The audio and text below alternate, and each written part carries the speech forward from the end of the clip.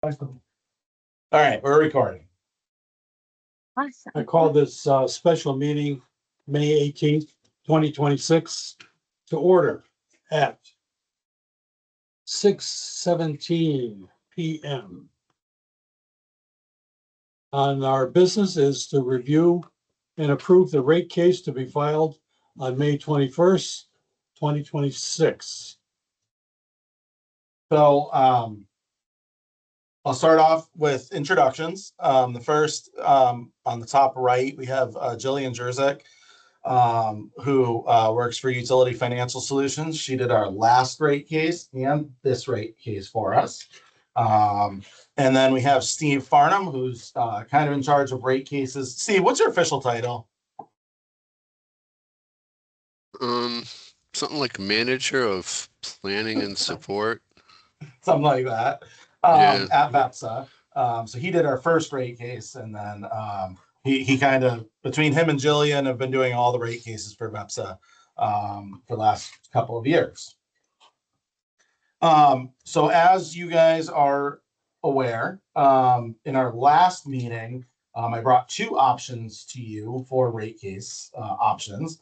One of them included a capital reserve fund, and one of them did not. It was a 14.7% increase for the non-capital reserve and a 22.5 maybe percent, something like that for with a capital reserve. You guys had asked me to go back and try to get it closer to 12%. In doing so, it kind of got all of us looking at our numbers a little bit closer, and we realized that when we essentially do a loan, the way it's calculated is essentially based on, you take a loan for an item you're purchasing, and so in theory, as that loan depreciates, that depreciation expense becomes capital that you have to pay your loan. So that's how your loan gets paid back. When we're talking about a loan, quote unquote, through VEPSA, we don't have any item we're getting. So depreciation expense didn't cover it. Yeah. So when we're looking at all our financials, we realized we only have, $49,000 to pay $107,000 back to VEPSA over the course of the first year. Mhm. So we didn't have enough money in the rate case, whether we did 14% or not. We would never be able to make the payments. So it was a good thing that we went back and reviewed it. The bad news is that means we had to go back and redo our numbers for the rate case. So what we did was we changed the loan from VEPSA, because it's not really a loan, it's just outstanding. It's like aged payables is really what that actually is. We owe VEPSA that money for the power supply. So we changed it to an operating expense instead of a loan. And by doing that, it guarantees that amount is there within the admin and operations or something. I don't know the actual account name. In general. Okay, and so you'll see that as we go through this presentation. What we did do was we said, okay, if we guarantee that we are paying the VEPSA loan, we still have the depreciation, so that gives us an extra about $50,000 of cash that's available. That's essentially paying our loss of income that we had from last year, because last year we reported like $100,000 loss. And so this will apply towards that 50,000. And by doing that, we would also say no capital reserve. And I believe we removed the tier in this, correct? So essentially net income, we said we're not going to adjust for any net income. So what that did was essentially this is like bare bottom. When you think of how low you can go, this is pay the bills. This is no extra reserves. This is no putting money aside for a rainy day fund. This is just making repayments. When I put this into my budget for 2026, this actually has us making $1,300, I think is what it came out to. So it's really close. You'll spend. I'm sure it'll be made up for with our locator that we just bought. So just as a heads up, this is not getting us in a huge surplus and that we're going to have a lot of money. Right. This is paying our bills. We've done this before. When you first started, we did no tier planning. Right. We did that before. And essentially we justify that to the state. The state wants us to do the tier. The Department of Public Service wants us to include tier because they're seeing a net loss and they're saying you're proposing a rate that's going to do another net loss. And what we can do is we can send our budget and say, no, we think we have a plan to be able to spend under this. And this is what it looks like. And that gives us the justification with the Department of Public Service to make that look right. But this rate case, essentially, I'm going to have Jillian go through the presentation with you so you can see what's included in this rate case, how it's made up. But Steve, I think all three of us kind of came in and said, this is a really good position. This will get Jacksonville paying its loan down. It'll be in a good position to be able to make it through another year. And then, next year, we're probably going to have to file another rate case. Just knowing we're not doing the tier increase and no capital reserve, it's likely we're going to have to do another rate case next year. Yep. Steve, you're probably going to make that a little less than just likely and say more like we're going to. But we'll go from there. Time will tell. So Jillian, I'll turn it over to you unless there's any other questions from the board before we start to go through how we made up how these numbers are comprised and go from there. Ooh. James, that was a really good synopsis. That's let good. me let me share my screen. Hi, are you seeing the Yes. slides? Perfect. So I skipped the first slide in the printout because I didn't think we needed the print. No, So that's fine. we start with page 2. Yeah. Slide 2. Oh, no, I just want to say I really appreciate the opportunity to work with you. I absolutely love working with the BIPSA members. They're my favorite studies. I'm so grateful to be able to work with everybody and put the numbers together. I find real joy in all of these numbers. So as we go through, if you have questions, I don't know if you want to ask them as we go or wait till the end. Either way is fine with me. But feel free to ask.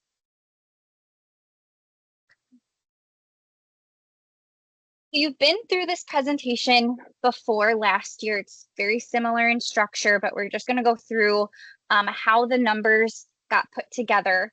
We're landing, as James kind of talked you through, at a 17.72% overall adjustment when we include that payback for the power supply expense from last year.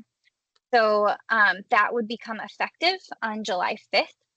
And we would be filing this week, Thursday, which is May 21st. The last adjustment was just about a year ago. We filed for 12.479%. There's pretty strict rules for developing a rate case in Vermont. It's part of the reason that I really enjoy this work. You start with a test year of data. So for us, that test year was 2025. And I literally go line by line in your trial balance and your financial data to determine where we know that there's going to be measurable adjustments. So things that we can prove that we know are happening in terms of cost increases or cost decreases. And so 2025 is the year that we're based off of. And typically for the test year, that would be your most recently completed financial year. We try to stick with a year that's been reviewed by the auditors, and because most of those wrinkles are ironed out in terms of money moving in and out of accounts and so forth. So this is the really important but fun part of putting the rates together. So we start with that audited 2025 year. We look line by line through that trial balance, and we have a lot of discussions on why is this number going up? Why would this number go down? So we look to things like insurance coverage. We have bills for insurance coverage in the 2026 year. We know what those premiums are going to be.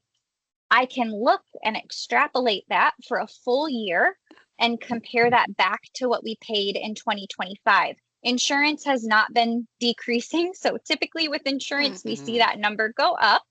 So we know that there's going to be an adjustment there, and I can prove the cost is going up by X amount of dollars because I have the paperwork to support it. So that's really important to understand because we're not working from a budget. We're not looking at, oh, we really want to have this amount of money for this line item this year. We have to be able to show and prove that this category of cost is increasing or has already increased, and we need our rates to recover that cost.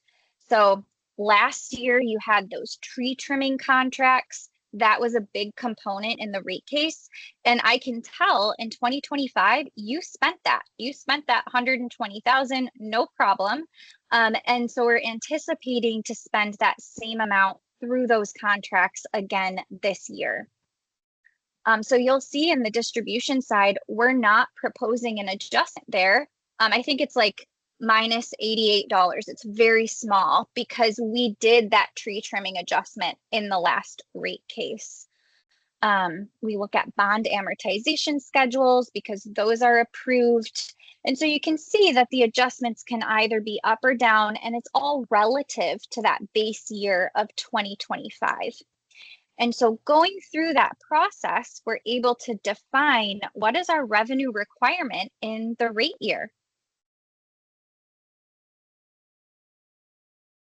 This is a new slide that I threw in here because I felt like it was really important to talk about the pros and cons of this structure of making adjustments that are known and measurable.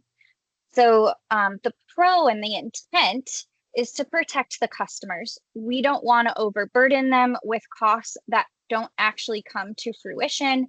As a municipal utility, it's really our goal to not make a profit on our customers. We're serving them and they own us.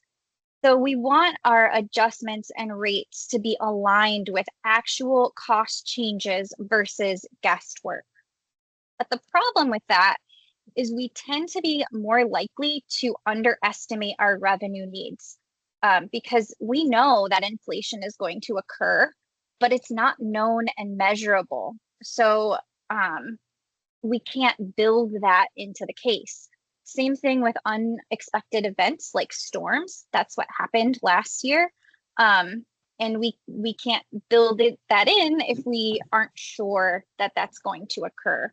And so because of these different factors, that's the reason why we did the rate case last year and we undershot as far as revenue goes, and we need to do another case this year. And that will typically be true just in the context of inflation as you go from year to year. Once you've caught up with your costs, when you're moving into the next rate year, you may have another adjustment that's going to be more of an inflationary adjustment to reflect those changes.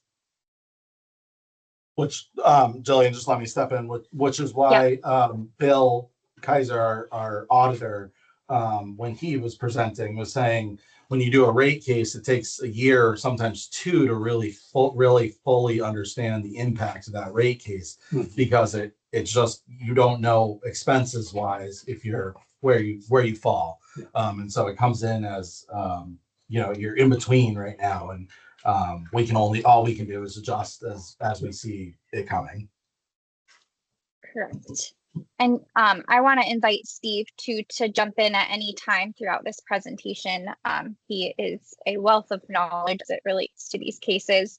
But I have a slide later in the presentation when we looked at the reserve adjustment. I think the intent behind starting to introduce that idea of building a little bit of cash for operations is to protect the utility against some of these changes that we can't necessarily build into the rate case, but we know we're going to come up against inflation. We know there's going to be unexpected events. We know capital costs are going to increase from year to year. So I think the intent behind that reserve amount is really to help protect our utility from those cost changes that can't be built in due to the current statute. You could say it's as much to protect the customers as it is the utility. Absolutely. Reliability and resilience is a big deal these days, at least with the regulators. It is nationally as well. Yeah. Reliability is huge. And it's one of the things that sets public power apart. It's very undervalued, I think. People just look at the published dollar value, and you get so much bang for your buck when you are served by your local municipally owned utility. You're up after a storm in a matter of hours versus a matter of days. And there's huge, huge value to that.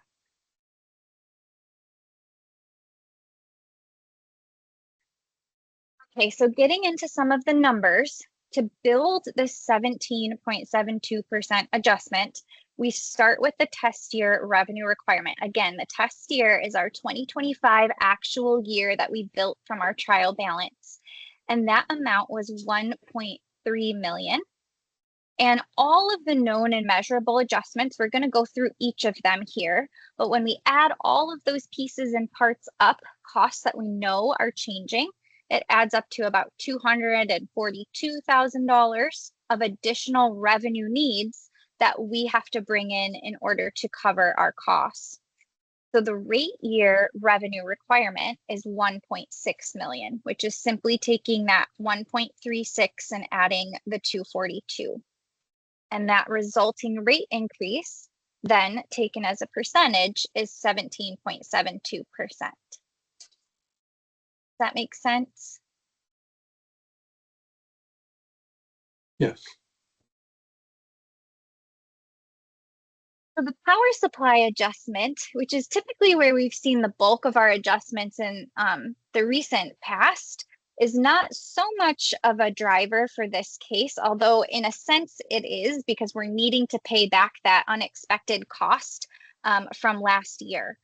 So the current adjustment for just taking 25 power supply costs up to our rate year power supply costs is $35,546.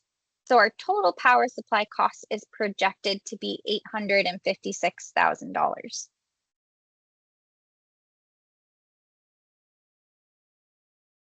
Then tacked onto that is the balance that we have outstanding on the purchase power that we've been discussing. So we're going to book this as an expense to account 923, and that makes up approximately $107,000 of that total adjustment.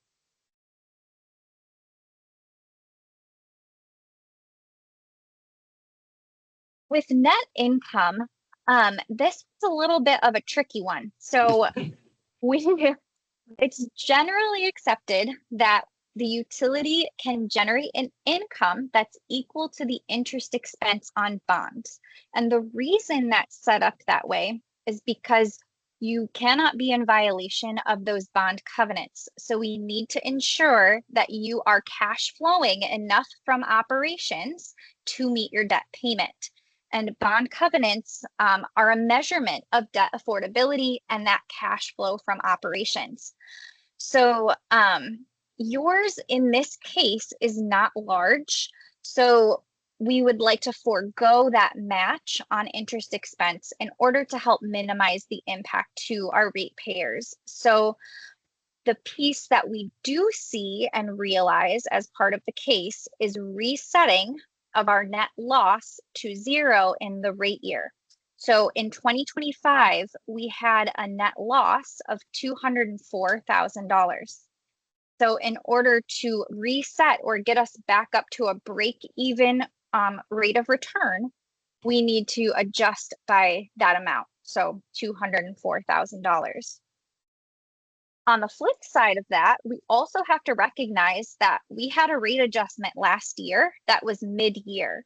So there is revenue that's going to come in and help offset that loss once we have a full year of our rate adjustment taking effect. So the amount that will offset the loss is $105,000, and that comes in from the additional revenues that we'll be generating from the 12% adjustment that was done in 2025. Any questions on this? Because I know this one's a little tricky.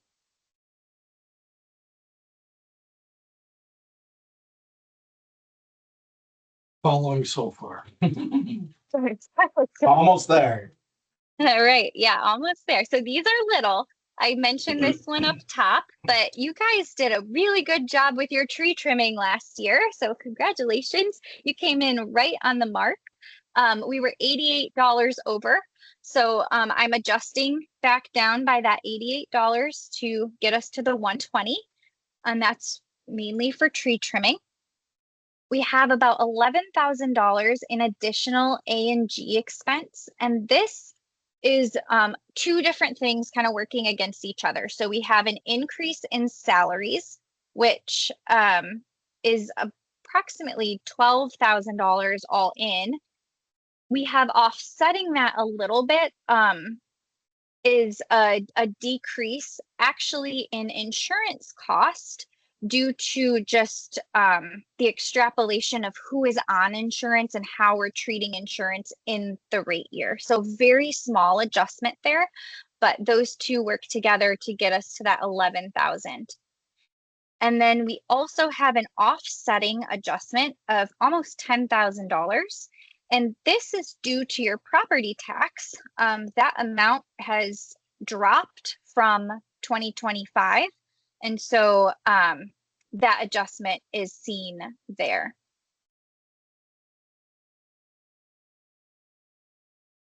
Oh, I'm so sorry. I totally misspoke. You did have a drop in property taxes from 24 to 25.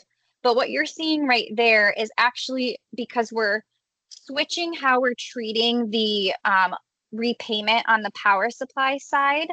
We are moving it out of an interest expense payment and moving it into account 923. So that's the adjustment. That's what that's for, is we're no longer treating that amount as interest expense. So we're lowering the interest expense into the rate year, but we're bringing it back in the A&G side for the power supply cost. You guys following that? Yeah. So it's the idea of not easier. having, we're not counting it as a loan anymore. Right. Now it's an operating It's an expense that we expense. never paid for. We need to Right. pay for it. So no, there's no longer an interest expense associated with it because it's all wrapped It's into kind of our. That's your monthly payment. Yep. You gotta make it.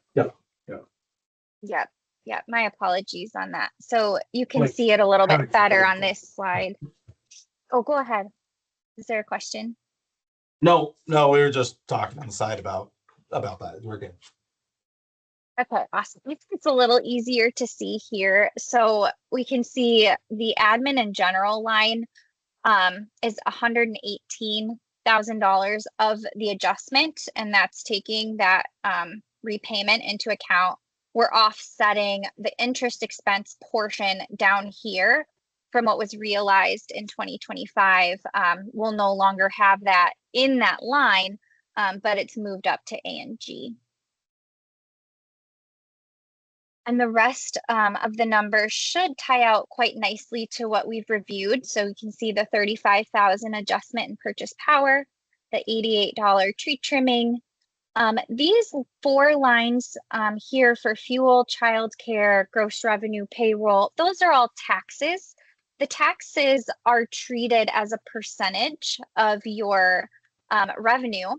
And so when we're adjusting our revenue requirements, those items are going to shift a little bit to account for what you're going to be paying on the percentage of those revenues, new revenues.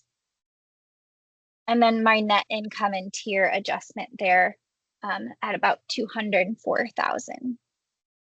So when we take all of that revenue requirement and add it up, it comes up to 1.6 million. We're anticipating retail revenues of 1.4 million. And so that difference is the 241,000 or a 17.72% adjustment.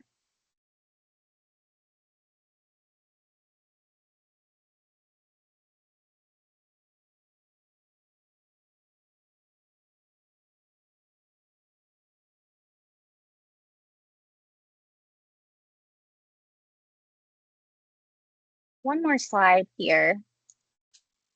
I just wanted to touch on this kind of long-term outlook. You guys have been really hands-on with this case and understanding about, you know, looking at this number and that number and bringing in a reserve and not bringing in a reserve. So I want you to know that this 17.72% adjustment will allow Jacksonville to continue to operate safely and reliably into the upcoming year. Like James said, you know, I don't use a budget when I'm setting this rate, but when he applies this rate to his budget, it gets us basically at a break-even point. Long term, the goal is to build a reasonable reserve margin that we can kind of float some of these unexpected costs and have the utility remain financially healthy and stable. So typically what I see nationally is 90 to 120 days of cash on hand being industry standard, but that does not happen overnight. So that's something that I think is more of a long-term goal that we move slowly over time through these adjustments. And I will tell you that every utility is in the same boat. So everybody's costs are going up. Everybody's capital and infrastructure costs are increasing and have increased dramatically over the last 5 years. And so this isn't unique to you. And I hope that that helps kind of provide some comfort around these numbers and these increases in costs. It's nothing operationally from Jacksonville's side. It's really a nationwide issue that we're having as far as inflation, specifically in the electric sector.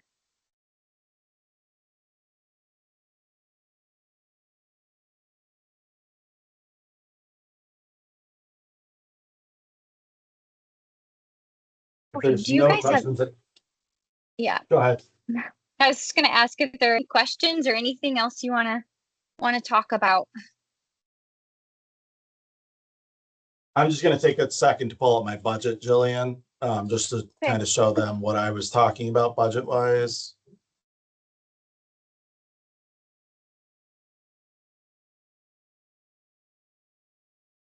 So keep in mind the rate year, the rate increases is essentially a 12-month period from whenever we file it. Whenever we start making income. So my budget is through the end of 2026. It does not include anything in 2027. So when I'm looking at my budget 2026 wise, including this rate case, which we would start receiving income in what do we say? September, essentially, we'd start receiving that money, right, Steve? Yeah, you'll bill it in early August for July usage and actually see money coming in by September 15th. By September 15th, bills will be due with this. Yeah. We only have 3 months. Right. Yeah. September, October. 3 months of this rate case is going to help this current budget. Correct. So you guys will remember my budget has a first pass and then a lean version. We actually passed the budget for the first pass. Yeah. But we said wherever we can save money, we should. This is my net. This negative number is a positive. It's a revenue increase. So this would be $1,880 if we kept to this budget, and if we were to hit the lean budget, we would actually see enough that we could, in theory, put some money into a reserve from this. which may allow us potentially to not have. That's why I say maybe if we play our cards right, maybe can get to a point where we don't necessarily have to do a major increase, an increase next year or a major increase next year. Is what I'm looking at it from my perspective as the operational side. I think there might be a path that makes it so this would be a rate case that would allow us to get there. Obviously, we have to see what our budget looks like and where we wind up at the end of the year. But there is a path there potentially. Barring any disasters. Barring any major expenses. Yeah. Like a well. Things like that. So, what do we need from you guys tonight? We need a vote to approve a no more than % increase. That is going to have to be voted on tonight in order for us to move forward with filing Thursday. So you're looking for no more than 17.72. I would say no more than 18. I don't think we have any issues, but in case there's usually we round up to the next percentage just so that we're clear on what we, right, Jillian? Yeah, I need to knock on wood, but we've already kind of gotten all the materials together. This was a few weeks ago to kind of make sure that there were no surprises at this point. So we've kind of been through all the testimony, all the documents, all the tariffs. And so we should be in a good place for the 17.72. And if that changes, then, we will let James know. And we'll have another meeting. Hopefully that's So we're looking for a knocking on all the motion wood. for a rate case of no more than 18% for the effective July 5th, 2026. Yep. Anyone care to make that motion?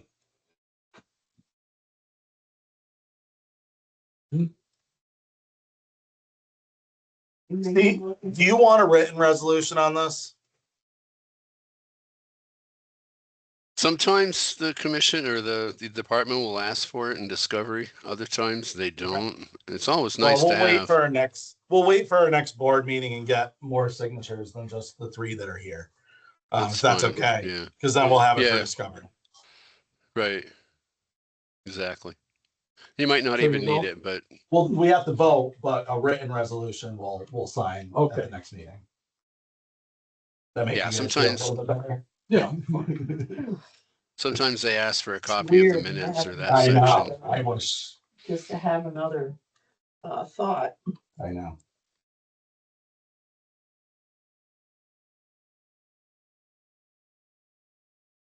So I'm going to propose a motion of a rate increase of no more than 18%.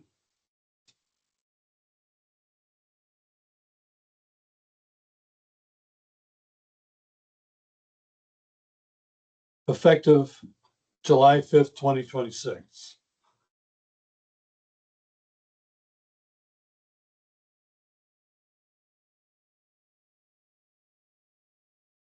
Do I hear a second? Yeah. Just to feel like your back's up against the wall. You can ask these guys. I had them on a meeting for probably two or three meetings for hours on end trying to get them down. And we just couldn't make the numbers work. There's only so much magic, James. Yeah. All those in favor of the motion signify by saying aye. Aye. Kenny, you agree? Yeah, okay. We're agreeing to Yeah, no more. no more than this effective in 2 months or so. Okay, That's all we got. that's all we have. Motion to adjourn when you're ready for it.